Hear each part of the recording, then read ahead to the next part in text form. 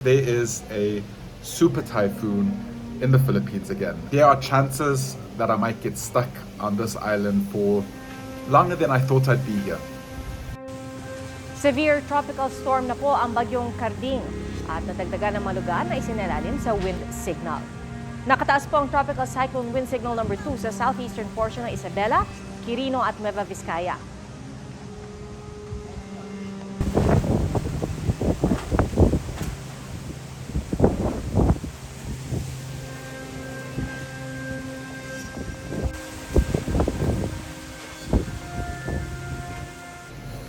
What is up, guys? Today a vlog dealing with one of those things that you have to deal with quite often when you live in the Philippines. Currently traveling on a small island. If you watch tonight's vlog, you'll know exactly where I am, but I'm dealing with a situation that could become worse and worse as the day progresses and the week progresses. But yes, there is a super typhoon in the Philippines again, and I'm kind of concerned that there are chances that I might get stuck on this island for longer than I thought I'd be here. What is it?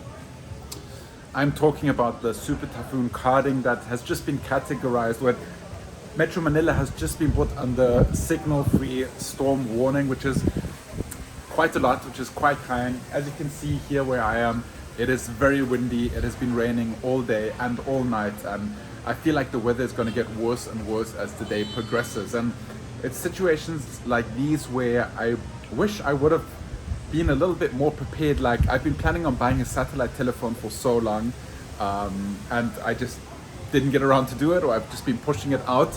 And having a satellite telephone in situations like this is really good, because if the storm gets really bad, phone lines might go down, power lines might go down, and you cannot communicate with the outside world. But yeah, I think for the next time I'll have to deal with that. But do let me know in the comments down below, what is the best way to deal with a storm like this, or an approaching storm like this, if you ever caught in one of those situations.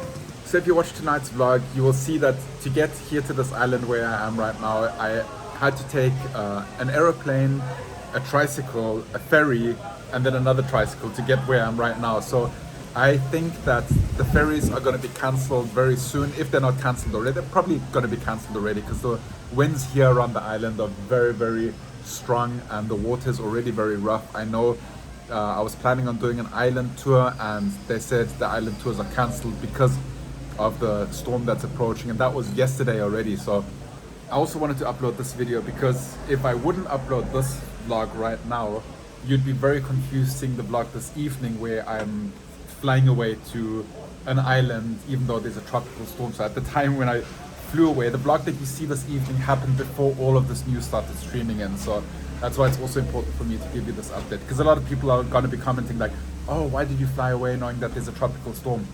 Situation was completely different a few days ago. So yeah, right now the things that I have to do is I have to check what the exact situation is with the ferry. I have to check what the exact situation is with the flight. But as of now, probably the safest thing is to just stay put, because the accommodation that I'm staying at is solid walls, elevated, so there shouldn't be too much danger of like storm surges and that kind of stuff. I think this is a pretty safe place to be. The only thing is the island is very, very isolated, and you can only access it with a ferry that will take 2 hours. So as long as the waters are rough and stormy, it's going to take a while for everything to get back to normal. So maybe it's worth considering, if the ferries are still going today, maybe it's worth considering still getting out before everything shuts down. But I'll have to check that a little bit later, because usually the ferry that would go back to the next bigger island, which is Bohol, leaves at 8:20 in the morning, which is way past this time now. And the ferry to Dumaguete, I'm not sure when that one goes. But yeah, those are just a few things that I need to check up on. And then also probably go to a few ATMs and get enough cash, because when the power lines are cut, there's also no cash. And when there's no internet, there's also no Gcash. So I think it's good to, take precautionary measures immediately. Also go to the closest coffee shop and drink like 10 flat whites, because if there's no electricity, there's no flat whites. So yeah, Luckily, we have a very good babysitter taking care of Peanut, so I don't have to worry about her being alone for a little bit longer. But yeah, there's just so many things that you have to think of in situations like these to prepare. It came quite fast and unexpected because the storm is supposed to pull through like over the Metro Manila area, and I'm very far in the south, so I didn't expect it to impact this area much. But as you guys saw in the intro scenes of the vlog, it already is very windy and very rainy here as well, so let's see.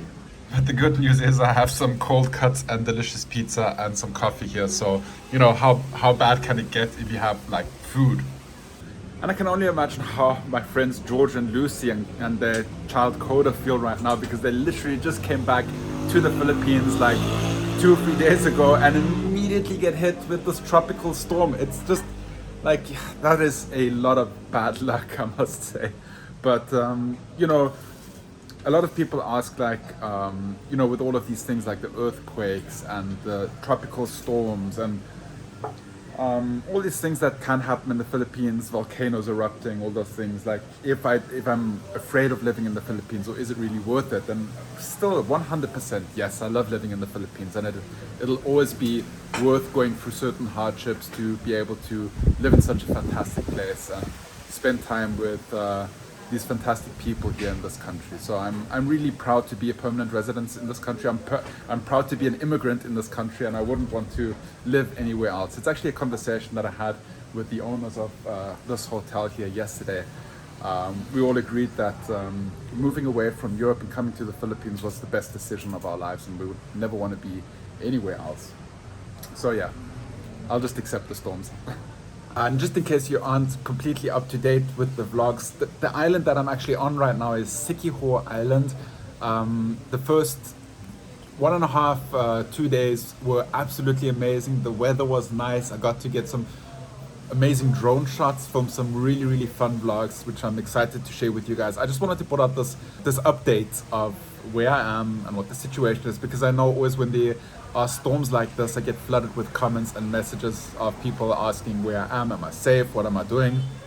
So this is where I am. I'm in Siquijor, and I'll keep you updated on the vlogs and on Instagram stories. If you're following me on Instagram, Making It Happen vlog, I'll keep you updated there.